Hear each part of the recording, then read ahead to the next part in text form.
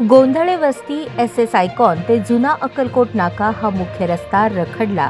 त्यामुळे गांधीनगरसह पूर्व भागातील अनेक वसाहती विकासापासून वंचित. प्रशासन व लोकप्रतिनिधींची उदासीनता, नागरिक रस्त्यावर उतरणार. प्रकाश कोडम व ॲडव्होकेट सुरेश बापू गायकवाड यांनी नागरिकांच्या आत्मसन्मानाचा लढा उभारण्याचे केले सुतोवाच. सोलापूर महानगरपालिका हद्दीतील गांधीनगर, जुना बिडी घरकुल, गोंधळे वस्ती, SS आयकॉन या परिसरातील लोकांना सोयीचा रस्ता नाही. त्यामुळे नागरिकांचे प्रचंड हाल सुरू आहेत.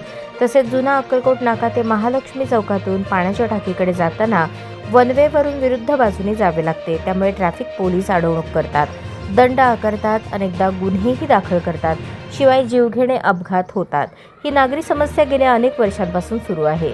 विशेष करून नवीन हायवे झाल्यानंतर तर ही समस्या अधिकच वाढली आहे. त्यामुळे गोंधळे वस्ती ते जुना अक्कलकोट नाका रस्ता झाल्यास सर्वांना त्याचा फायदा होणार आहे. मात्र हा रस्ता एका बड्या व्यक्तीने, कारखानदाराने स्वार्थी हेतूने अडवून ठेवला आहे. केवळ त्या कारखान्याची मर्जी सांभाळण्यासाठी प्रशासन, व्यवस्था आणि लोकप्रतिनिधी मूग गिळून गप्प आहेत. त्यामुळे सामान्य नागरिकांचा जीव टांगणीला लागून मोठे नुकसान सहन करावे लागत आहे. वास्तविक महानगरपालिकेला विशेष अधिकारात BPMC ॲक्ट 1949 चे कलम 67(3) प्रमाणे अडवणूक करणारे प्लॉटधारकांवर कारवाई करून सदर रस्त्याकरता आवश्यक असणाऱ्या जमिनीचा कब्जा घेता येतो. परंतु स्वार्थ व राजकारण यामुळे नागरी सीमेला तिलांजली देऊन विशिष्ट लोकांसाठी प्रशासन वापरले जात असल्याच्या भावना नागरिक व्यक्त करत आहेत. यासाठी माजी नगरसेवक प्रकाश कोडम व कर्णिक नगरचे ॲडव्होकेट सुरेश बापू गायकवाड यांनी याविषयी आवाज उठवण्यासाठी पहिले पाऊल टाकले आहे. या नागरी समस्येसह रस्त्याच्या मागणीसाठी लवकरच विशेष बैठक घेऊन कृती समिती स्थापन करून या प्रश्नावर आवाज उठवणार असल्याचे नागरिकांनी ठरवले आहे. मी प्रकाश कोडम, माजी नगरसेवक. तर गोंधळे वस्ती ते SS आयकॉनपासून ते अक्कलकोट नाका असा एक रस्ता झाला पाहिजे, यासाठी मी गेल्या 1 वर्षापासून प्रयत्न करत आहे. आपण निवडणुकीतसुद्धा हा मुद्दा सर्व लोकप्रतिनिधींना सांगितलेला आहे. तर हा रस्ता केवळ एक कारखानदार आहे, अध्यक्ष आहे कारखानदारांचा, तो माणूस आपल्याला गोंधळे वस्तीपासून सगळा रस्ता क्लिअर आहे. केवळ अक्कलकोट नाक्याला टच होत असताना कोपऱ्याला एक प्लॉट आहे म्हणून तो प्लॉट रस्त्यावरच क्रिएट करून तो स्वतः त्या मालक आहे त्या प्लॉटचा असा दावा करत त्याने तिथं प्लॉटवर कब्जा केला.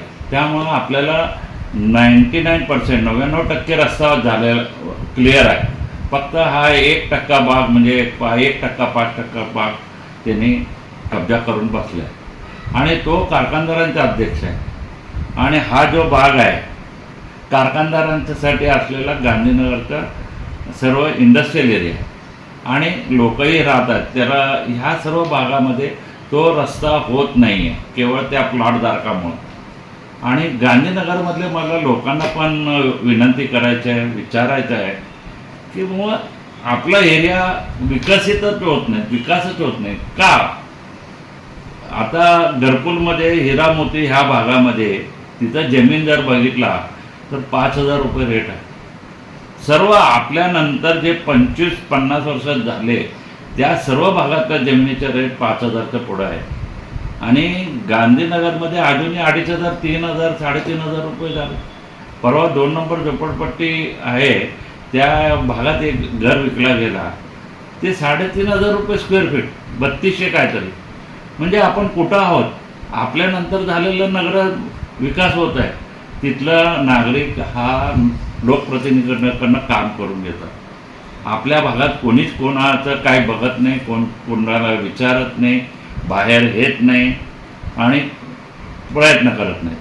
मला गांधीनगरमधल्या सर्व लोकांना विनंती करायची की तुम्ही आपल्या प्रॉपर्टीचा रेट डबल होण्यासाठी आज तिथं 3,000, 3,500 असेल तर 6,000, 7,000 रुपये झाले पाहिजे. आता कर्णिक नगरमध्ये 8,000 ते 10,000 रुपये झाले. तिथं रस्ता वगैरे सगळं आहे. मग आपल्याकडे गांधीनगर पण मध्ये बघा सगळे रस्ते आहेत. फक्त एक हे कारखानदार अध्यक्ष त्यांनी अडवलेला रस्ता झाला तर तुम्हाला सांगतो, तुम्हाला वन वेने अक्कलकोट नाका ते महालक्ष्मी चौक हे जे रस्ता आपण जातो तिथं आपल्याला वन साईड रोडनं वन वेनं जावं लागतं आणि ॲक्सिडेंट होतात आणि तिथं सर्व्हिस रोड पण नाही आहे. सर्व्हिस रोड झाला असतं तरी गांधीनगरमध्ये येणाऱ्या सर्व लोकांना फायदेशीर झाला असतं आणि सगळं गांधीनगर विकास झाला. तिथं सर्व्हिस रोड होत नाही अक्कलकोट नाक्यावर ते पूल झाल्यामुळं तिथं सर्व्हिस रोडचा प्रॉब्लेम आणि इथं हा कारखानदार त्यांनी ब्लॉक केला आहे आपल्याला. या दोन विषयामुळं पूर्ण गांधीनगरमध्ये कोणी गांधीनगर म्हटलं तर नको रे बाबा, कोण प्लॉट घेत नाही, कोण घर घेत नाही, कोण अपार्टमेंटमध्ये फ्लॅट घेत नाही, अशी परिस्थिती येऊन बसली. तर मला तुम्हाला सर्व गांधीनगरच्या लोकांना विचारायचं आहे आणि म्हणायचं आहे बाहेर ह्या बोला, भेटा लोकांना, लोकप्रतिनिधींना आणि तुमच्या प्रॉपर्टीसाठी गांधीनगरच्या विकासासाठी प्रयत्न करा आणि कोणाला तरी एक आमदाराला भेटून सर्व लोकांना भेटून हे काम करून घेण्यासाठी प्रयत्न करा की कोण एक कारखानदाराचे अध्यक्ष आहे संपूर्ण गांधीनगरला वेठीस धरला. हां, घरकुलचे लोक 50,000 लोक तुम्हाला येणं जाणं असं आहे ते लोक स्मशानभूमीमधनं चालले. हा रस्ता यांनी अडवल्यामुळं, नाहीतरी गोंधळ वस्तीपासून डायरेक्ट अक्कलकोट नाक्यावर गेले असते आणि MIDC वळसा घालून लोक विना ॲक्सिडेंट अपघात न होता गेले असते आणि तिथनं सर्व्हिस रोड झाला तर कंटेनरसुद्धा गांधीनगरमध्ये इझी येऊ शकते. मग हे विकास कधी होणार आहे, कोण करणार आहे? मग गांधीनगरच्या लोकांनी बाहेर येऊन बोलायचं नाही का? मग कोणाला बोलणार आहे, कधी बोलणार आहे? तुमच्या कुटुंबातल्या लोकांना तुमची प्रॉपर्टी डबल झाला पाहिजे, तुमच्या मुलांना, पोत्यांना किंवा त्यांच्या घरच्या लोकांना प्रॉपर्टीचा रेट वाढवणार नाही का? विकास करायचा नाही का तुम्हाला? कधी होणार आहे? आज आपण बघतोय 2000 सालपासून इतर सर्व नगरं कुठे गेले तुम्ही बघा. आज नवी पेठपेक्षा जास्त हिरा मोती बंगल्याजवळ त्या भागात कसं चाललेलं आहे, नवी पेठसारखं झालं आहे. आणि गांधीनगरमध्ये अजूनही एक माणूस फिरकत नाही रात्री, एक माणूस फिरत. कित्येक गल्ली गांधीनगरमध्ये असे आहेत की रात्री कोणीच फिरत नाही, अशी परिस्थिती झाली. मग ह्याला काहीतरी तोडगा काढणार का नाही? तुमची प्रॉपर्टीचे रेट वाढवणार का नाही? आणि विकास होणार का नाही? आणि 1 नंबर ते 7 नंबरचे लोक, गरीब लोक आहेत, ते कामगार लोक आहेत, ते लोकांना पण तुम्हाला अक्कलकोट नाक्यावर ॲक्सिडेंट होतात. किती लोक मेलेत हां ॲक्सिडेंट होऊन? मग त्याच्याही काय नाही. मग ह्या सर्व प्रश्नासाठी आपण सर्व एकत्र आला पाहिजे, सर्व लोकप्रतिनिधींना भेटला पाहिजे आणि हा तोडगा काढला पाहिजे. आणि ते कारखानदार अध्यक्ष आहे त्याला सांगितलं पाहिजे की तुझा प्लॉट नाही आहे, ते रस्ता आहे तो सोडला पाहिजे, असं त्याला आपण पटवलं पाहिजे, सांगितलं पाहिजे. त्याला कोण भेटणार? एकटा प्रकाश कोडम बदनाम व्हायचं का? आम्ही किती लोकांशी बदनामी घ्यायची? मग तुम्हाला तुमची प्रॉपर्टीची गरज नाही का? किती मोठमोठे कारखानदार आहेत गांधीनगरमध्ये, करोडपती आहेत, आणि त्याने डबल झालं तर त्यांना नको आहे. कारखाने बंद पडू द्या, दिवाळखोरी झाबू द्या. बघा एक कारखानदारांचे काय अवस्था झाले गांधीनगरमध्ये. काही कोणाला लक्ष आहे का नाही?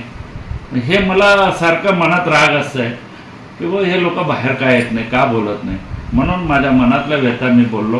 कोणाला मन दुखलं असेल तर सॉरी, मला तुम्हाला कोणाला बोलायचं नाही, पण आपल्यापेक्षा चांगला विकास दुसऱ्या भागात होत आहे म्हणून मी बोलत आहे. तर आपण सर्व लोकांनी गांधीनगरच्या विकासासाठी प्रयत्नशील राहूया आणि सर्व लोकांच्या मदतीने गांधीनगरचा विकास करूया. केवळ नगरसेवक आणि आमदार काय करणार? रस्ते असतील त्यांनी डांबर टाकून, दगड टाकून रोड करून जातील, पण जे रस्ता कब्जा केलं ते काढायचं तर आपल्यालाच काढावं लागेल, आपल्यालाच काम करावं लागेल. याची विचार करा आणि सर्व लोक आपल्या प्रॉपर्टीचा कसं विकास होणार.